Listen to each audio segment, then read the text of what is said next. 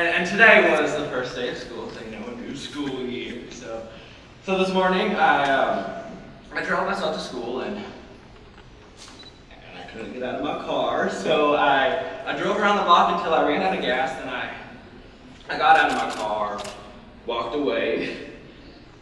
3,636 steps later, I'm standing in front of this gun store. This gun boutique or whatever you call places with guns, and this guy is asking me if I want to hold one, you know, and I mean, he's just asking me if I want to hold a gun the same way someone asks you if you want to hold a baby.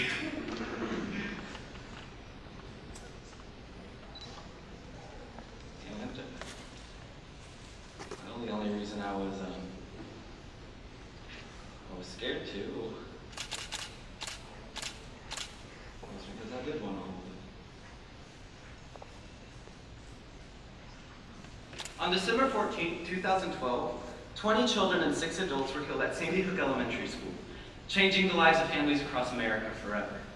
In this same way, Michael Smith's life changes after witnessing his former student Matthew murder his high school English class.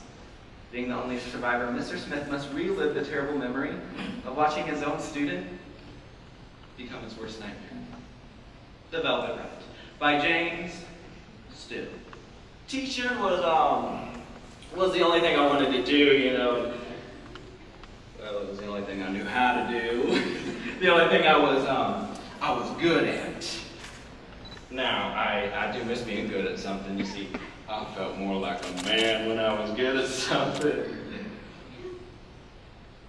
Seems like everyone's looking for the finish line, and I'm running in the opposite direction, trying to find out where this race begins.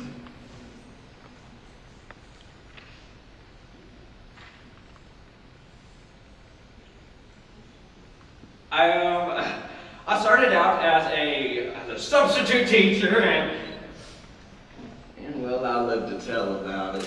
You see, my father was a teacher, and my father's father was a teacher, so, you know, chalk, report cards, asbestos, all of that floating through my blood, which, not surprisingly, was the color of red ink. And then somehow along the way, I became this amazing teacher, and no, I never won Teacher of the Year award. But I mean, I came to the realization that teaching is just how I think.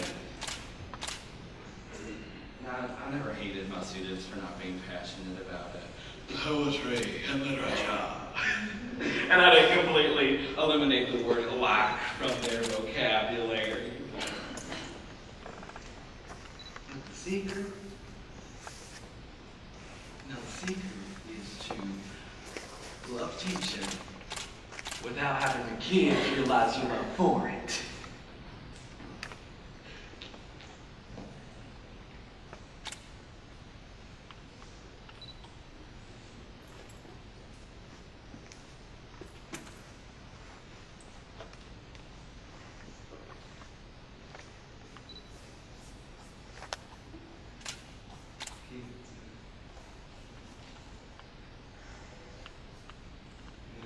Your teachers refer to their students as a kid. You know, like their blood or beliefs. They're our own children.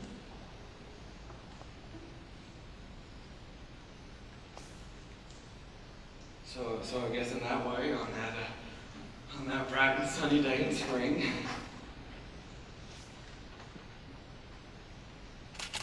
I lost 12 of my kids at about 4 minutes.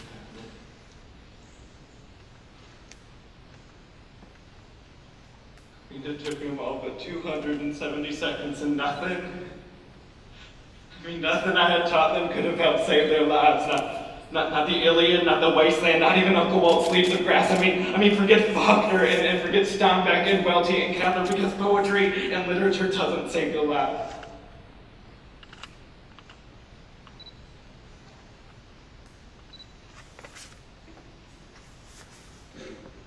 You know, was that last girl?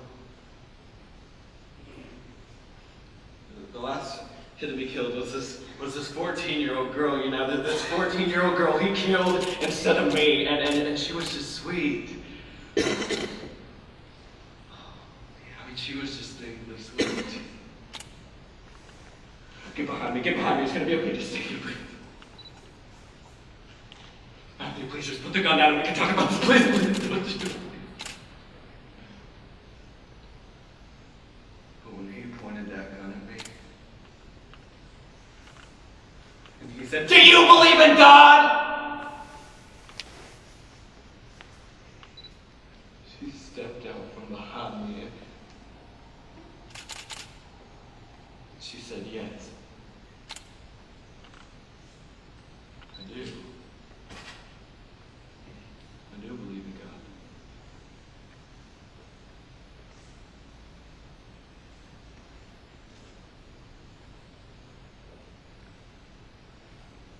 I mean, why couldn't she just have said no?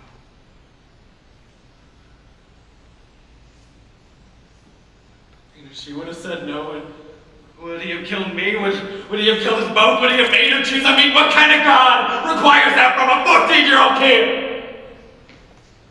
From any 14-year-old kid? And where was your God in that moment?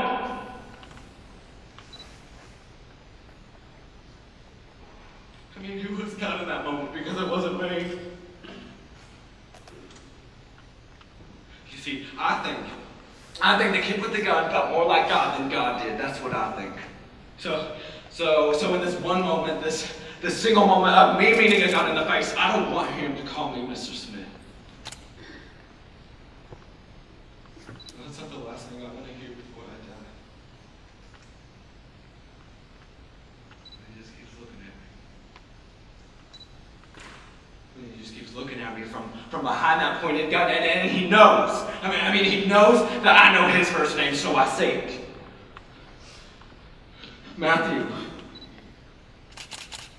And for some reason it came out like a question, like, Matthew?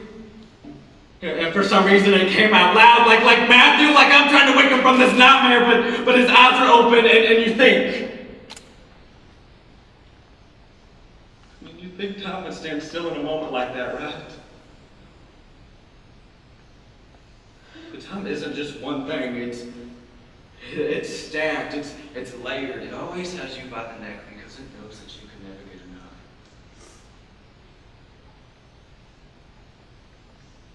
And you can beg. And you can bargain, and you can even convince yourself that you've outrun